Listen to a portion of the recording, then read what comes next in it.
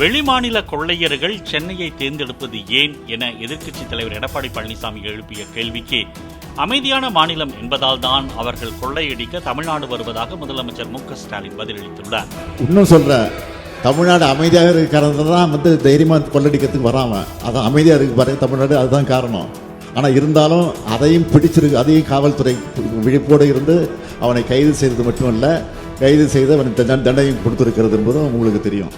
சட்டப்பேரவையில் சட்டம் ஒழுங்கு குறித்து பேசிய இபிஎஸ் வேண்டியோர் வேண்டாதோர் என பார்த்து காவல்துறை செயல்படுவதாக குற்றம் சாட்டினார். அப்போது 14 ஆண்டுகளில் இல்லாத அளவு தற்போது கொலைகளின் எண்ணிக்கை குறைந்துள்ளதாகவும் ஏ பிளஸ் ரவுடிகள் எண்ணிக்கை 50 விழுக்காடு குறைந்துள்ளதாகவும் முதலமைச்சர் குறிப்பிட்டார்.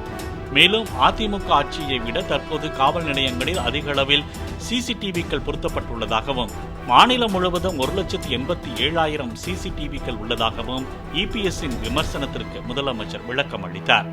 பிளே ஸ்டோர் மற்றும் ஆப் ஸ்டோரில் இருந்து பாலிமர் செயலியை QR கோடு மூலம் பதிவிறக்கம் செய்யுங்கள். செய்திகளை உடனுக்குடன் பெறுங்கள்.